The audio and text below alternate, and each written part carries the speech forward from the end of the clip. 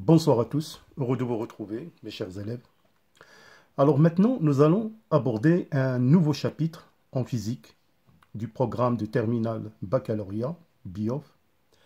C'est le chapitre de la radioactivité, encore appelé les transformations nucléaires. Alors, au cours de ce chapitre, nous allons bien évidemment connaître de près l'état de la matière qui est constitué par un ensemble d'atomes.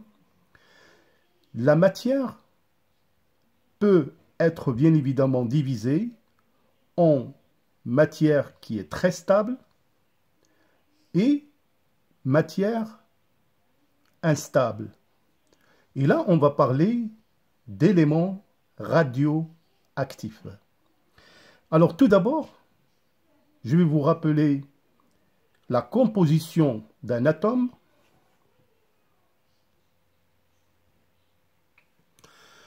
Alors nous savons qu'un atome, dans sa structure, est composé d'une partie appelée le noyau, qui est représenté par un ensemble de nucléons, comme vous pouvez voir ici sur cette animation.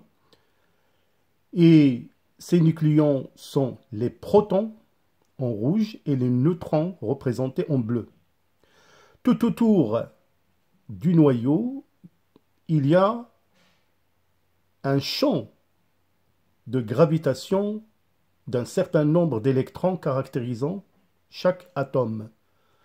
Donc ces électrons qui tournent autour du noyau forment ce qu'on appelle le nuage électronique.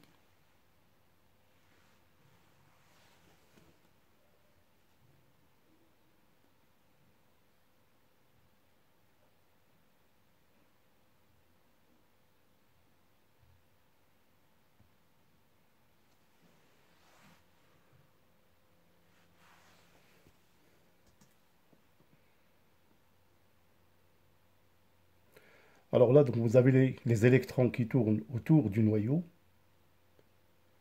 Alors le noyau, comme je vous ai dit, est composé de protons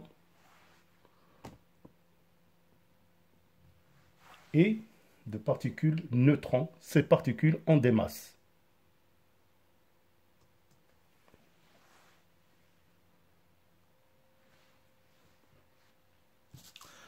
Alors donc, on va prendre l'atome et on va négliger en quelque sorte l'action des électrons, c'est-à-dire que le cortège électronique, on va le négliger et on va bien évidemment s'intéresser de près à la composition du noyau. Bien sûr, nous avons vu que le noyau est composé de particules qu'on appelle des nucléons, qu'on appelle les protons de charge positive et les neutrons qui n'ont pas de charge. Alors dans ce cas-là, on propose le nucléon suivant qui est symbolisé par la lettre X à Z, tel que Z, c'est le numéro atomique encore appelé le nombre de protons. Alors pour le A, c'est le nombre de masses, ou bien égal le nombre de protons plus le nombre de neutrons.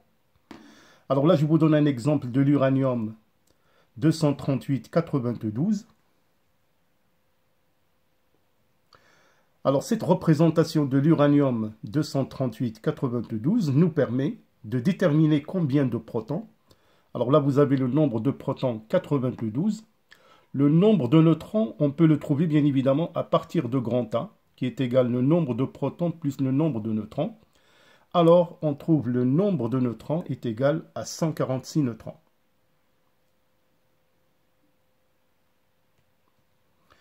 Alors, on parle d'isotopes. Les isotopes sont des nucléons qui ont le même nombre de protons. Alors, prenez ici l'exemple du carbone. On a le carbone 12, 13 et 14. Mais remarquez que ces trois carbones, ils ont le même nombre de protons, 6. Donc, sont appelés des isotopes.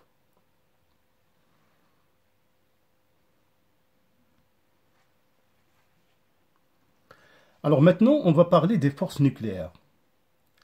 Alors comme je vous ai dit qu'au sein du noyau d'un atome, il y a des protons et des neutrons.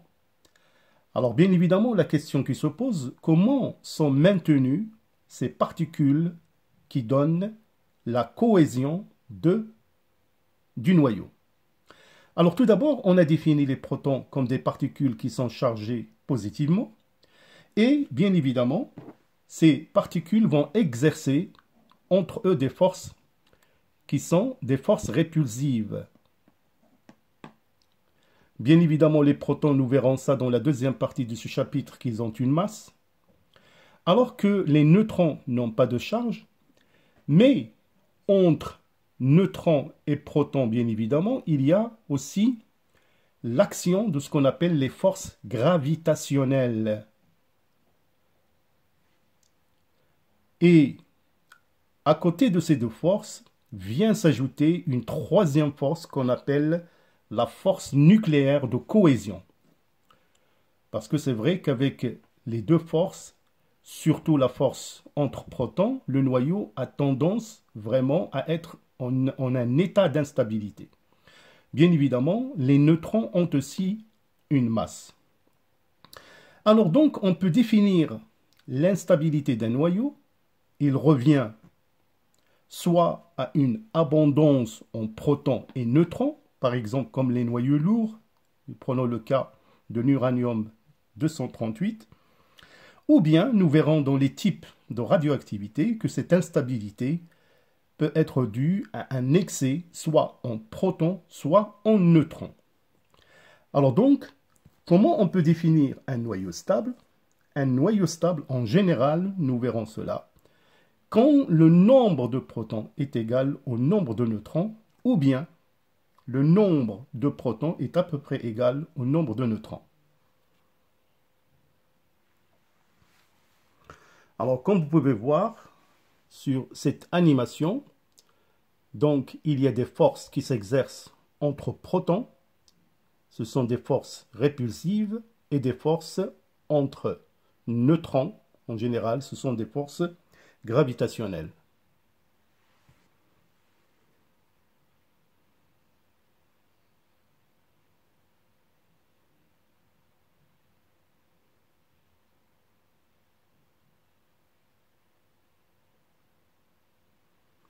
Bien sûr, à côté de ces deux forces, il y a force de cohésion nucléaire.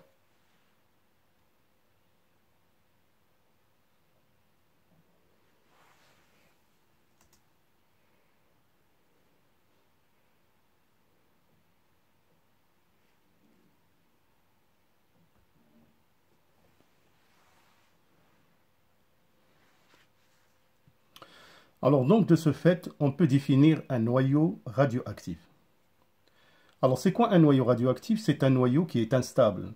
C'est-à-dire, soit il a un excès en protons et en neutrons, comme je vous ai dit, c'est le cas des noyaux lourds, ou bien un excès en protons, ou bien un excès en neutrons.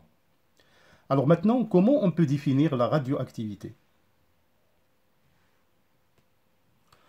Alors la radioactivité, c'est la désintégration d'un noyau instable qui se désintègre pour donner un noyau plus stable avec l'émission d'une particule.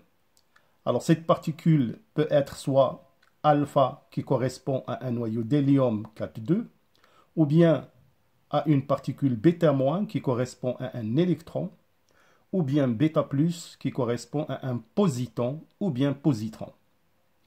Notez bien évidemment que la radioactivité, elle est naturelle, spontanée et aléatoire. On peut schématiser une désintégration d'un noyau instable par l'équation suivante. Alors, on part d'un noyau X à Z, qui est le noyau père, qui est instable, qui donne un noyau fils représenté par Y, A1 Z1 plus une particule A2 Z2. Et comme je vous ai dit, cette particule peut être soit alpha, soit bêta-, soit bêta+.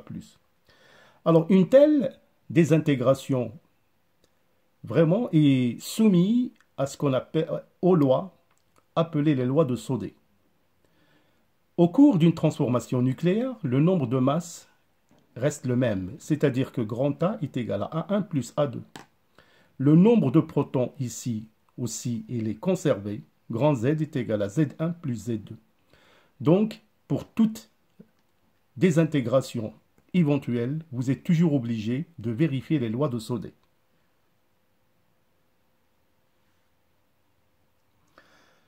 Alors donc, les différents types de radioactivité.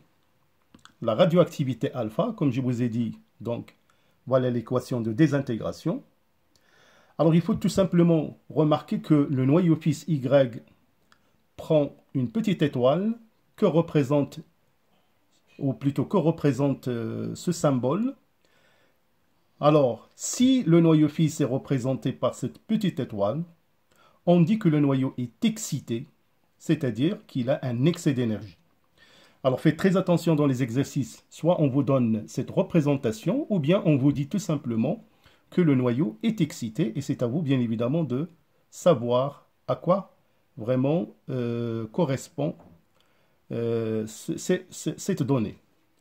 Alors ce noyau excité Y, qu'est-ce qu'il va faire? Il va tout simplement par la suite perdre l'excès d'énergie suivant plutôt pas la désintégration, mais la transformation suivante, parce qu'il va seulement céder l'excès d'énergie pour donner YA-4Z-2 plus un rayonnement gamma.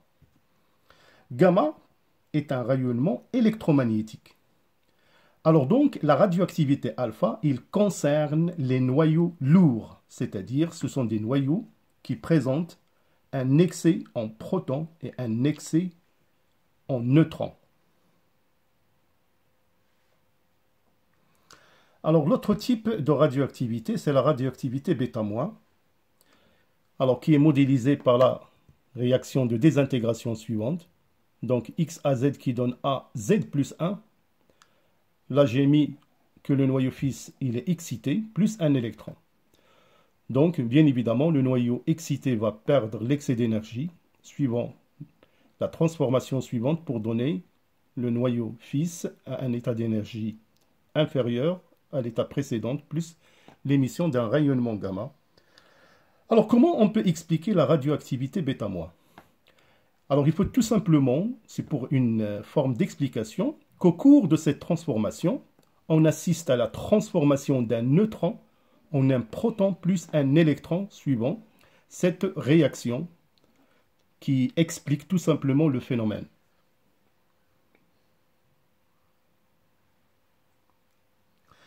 Alors pour la radioactivité β+, donc en général qui concerne des éléments artificiels, donc l'équation de désintégration, on part d'un noyau pair X à Z qui donne un noyau fils à Z-1 étoile plus un positon ou bien un positron.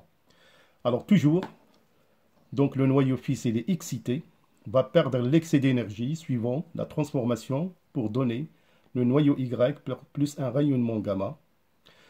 Donc, comment on peut expliquer la radioactivité β+? On peut l'expliquer par le fait qu'au cours de cette transformation, un proton va se transformer en neutron plus un positon ou bien positron. Alors voilà mes chers élèves, ce sont trois types de radioactivité vraiment à savoir pour éventuellement établir ces équations quand vous allez traiter des questions dans ce chapitre.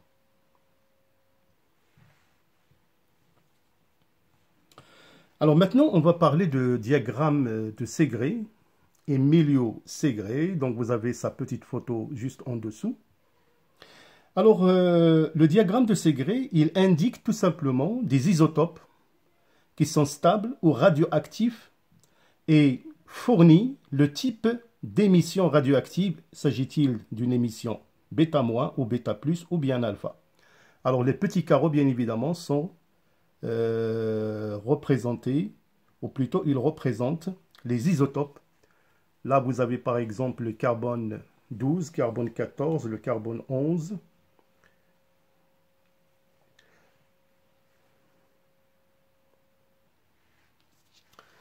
Alors là, comme je vous ai dit, donc le diagramme de Segre, il indique les isotopes stables ou radioactifs et fournit le type d'émission radioactive. Alors comme vous pouvez, cette représentation donnée par l'expression des éléments de nombre de neutrons en fonction du nombre de protons. On peut inverser bien sûr les axes. Alors par exemple, prenons un exemple ici, cet élément-là. Donc on fait bien évidemment, on établit les coordonnées de ce point-là sur l'axe.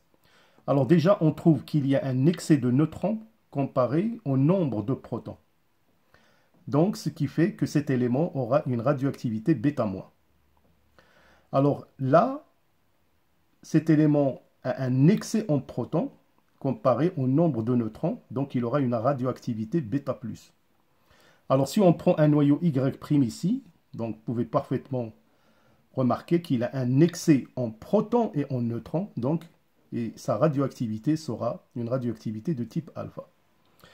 Alors, faites aussi très attention à la première bissectrice de ce diagramme de Segrè. En général, pour des éléments qui ont un Z inférieur à 20, on a ici N égale à Z. En général, ce sont les noyaux stables. Un peu plus loin, c'est-à-dire quand N est à peu près égal à P, on a toujours ici dans la zone de stabilité. Alors donc, ce qui fait que tous les noyaux, quand ils sont radioactifs et quand ils subissent cette radioactivité, ils ont toujours tendance à s'orienter vers la zone de stabilité.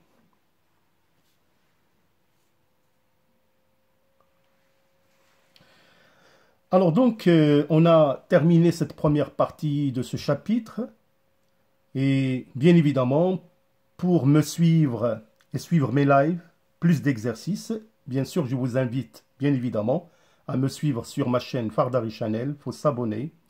Aussi, à la page Facebook Prof Fardari, vous allez aussi trouver d'autres vidéos.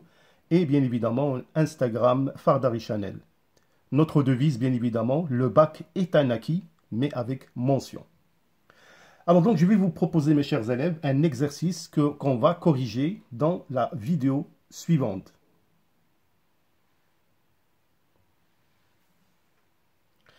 Alors voilà, donc je vous propose un ensemble de transformations nucléaires.